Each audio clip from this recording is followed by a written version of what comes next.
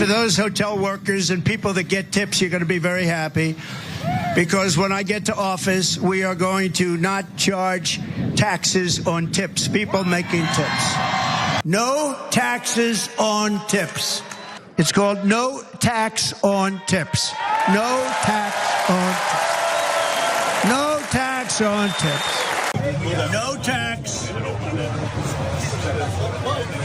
on tips.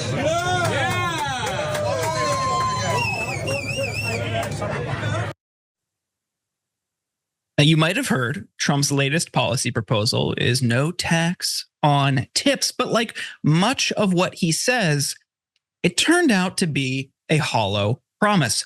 According to a new report, most US workers who rely on tip incomes would see no benefits from a tax exemption. According to One Fair Wage, 66% of tipped restaurant workers would not benefit from tax exemptions on tips because they or their households do not earn enough to pay income taxes. The group said it falls too short of having a real impact and fails to address the fundamental issue facing working class Americans, the need for a stable living wage.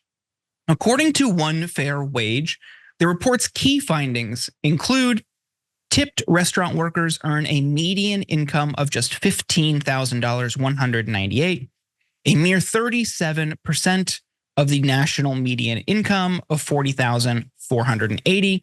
Over 95% of these workers earn less than $53,000 annually, with nearly half earning below the federal income tax threshold of $13,850, making them ineligible for significant tax benefits. And the proposal does not address the core issue of higher wages and economic insecurity. The sub-minimum wage for tipped workers, currently $2.13 per hour federally, perpetuates economic instability, high rates of sexual harassment, and poverty among workers, which tax relief on tips does not address. Ted Cruz also introduced no tax on tips that would also deliver little relief to tipped workers. Last week, the Center for American Progress published an analysis that found Cruz's bill is deeply flawed.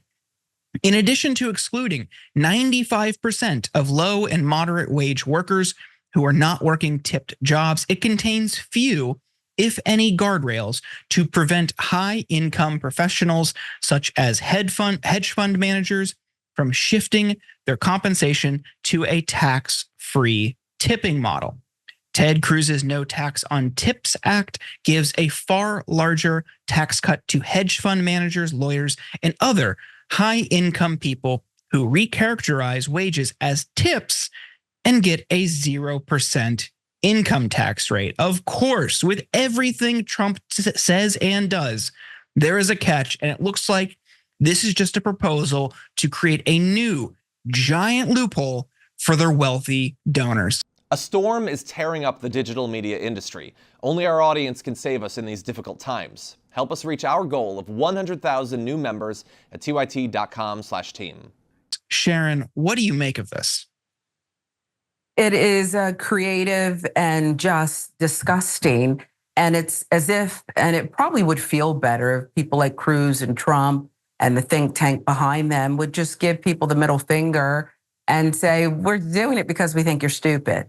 That's what they're doing. They're saying the quiet part out loud, let the rich get richer, and we'll throw a few little crumbs that'll disappear. Maybe there's disappearing crumbs in La La Land somewhere, and you won't get anything. In fact, it'll be worse for you. You're actually going to be in a worse position. Instead of raising the federal minimum wage, why not do something pleasant for a change? Trump doesn't tip. We already know he doesn't pay workers for their labor, for their materials.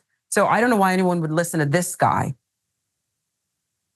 Yeah, I'm absolutely not surprised that there is a outsized benefit for the wealthy in this, for people in finance or for people who can exploit an already porous tax code.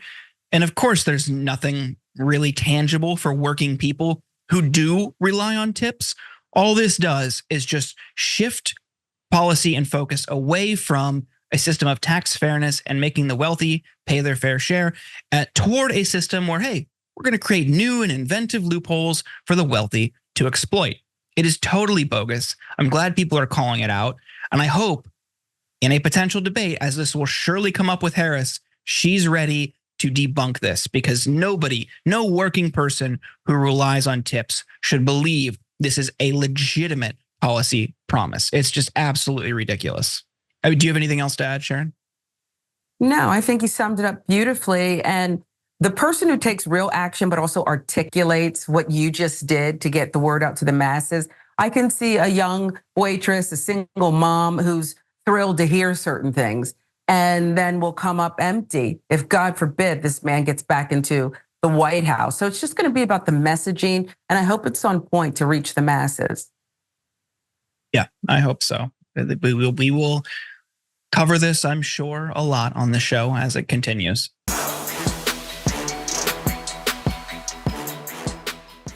When you click the join button and become a tier 2 member, you get access to all of our weekly top 10 lists. What are you waiting for?